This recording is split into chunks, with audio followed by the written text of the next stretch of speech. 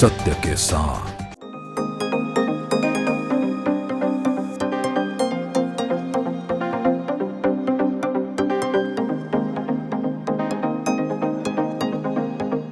नमस्कार, मैं हूं महवीश और आज हम आए हैं Doon medical college and hospital. जैसा कि हम आपको बता दें, 12 से 18 मार्च तक वर्ल्ड ग्लोकोमा वीक चल रहा है। तो आज यहां पर प्रेस कॉन्फ्रेंस हुई है, तो आइए डॉक्टर से जानते हैं इस कॉन्फ्रेंस के बारे में। विश्व ग्लोकोमा सप्ताह, पहले विश्व ग्लोकोमा दिवस होता था। पिछले 10-12 सालों से हमने इसको सप्ताह में शुरू करा, क्योंकि ये पूरे विश्व की second common cause of blindness है इस समय ग्लोकोमा। और इसकी जो ब्लाइंडनेस है ये नॉट प्रिवेंट, मतलब इसको हम प्रिवेंट कर सकते हैं सही समय पे पता लगा के। एक बार जब भी पता चलेगा, जितनी रोशनी चली गई उसके बाद रोशनी वापस नहीं आती।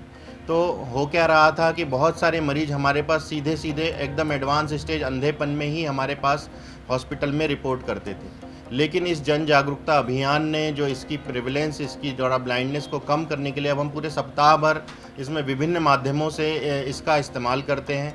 जैसे एक दिन हम जन जागरूकता रैली निकालते हैं, एक दिन हमने प्रेस कॉन्फ्रेंस रखी है, बाकी रोज़ हम पेशेंट अवेयरनेस लेक्चर देते हैं यहाँ पे ओपीडी ख़त्म होने के बाद। और हमारे एमबीबीएस छात्रों को जो कि यहाँ से पढ़ के बाहर निकलने वाले हैं, उनको भी इसके बारे में गहन रूप से, डिटेल रूप से बताते हैं, ताकि ये जब भी जहाँ पे भी अपने पेशेंट्स देखेंगे वहाँ पे ज़रूर पूछेंगे कि आपने आंखों की जांच कराई और काला मोतिया के बारे में दिखाया कि नहीं दिखाया, ताकि इससे उत्तराखंड राज्य में और देश में होने वाले अंधत्व को कम से कम किया जा सके। आखिर ये काला मोतिया कैसी बीमारी है? जो ग्लूकोमा है इसको काला मोतिया भी कहते हैं। काला मोतिया, हिंदी में इसको काला मोतिया कहते हैं। ये एक साइलेंट किलर है।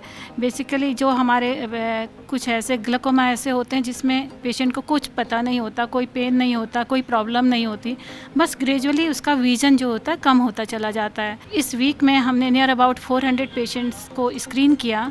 उसमें से हमें near about 40 to 45 patient glaucoma suspect मिले, जिसमें हमने जांच करके देखा कि हाँ इसमें ग्लूकोमा हो सकता है। फिर उनको हमने फर्दर स्क्रीनिंग करते हैं।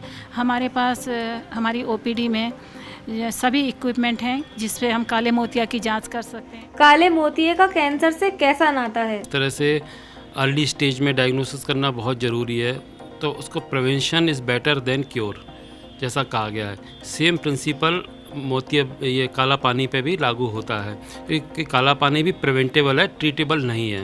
जैसा कि डॉक्टर साहब ने बताया कि जितना प्रिवेंशन हो जाए उतना अच्छा है, इसलिए समय समय पर अपनी जांच कराते रहें। कैंसर के बारे में भी यही कहा जाता है कि समय समय पर अपनी जांच करा लें, ताकि कैंसर को प्राथमिक अवस्था में पकड़ा जा सके। जनता को काले मोतिये से कैसे जागरूक करेंगे? हर वर्ष की तरह इस बार हम काला मोतिया सप्ताह 12 से 18 मार्च के बीच में मना रहे हैं।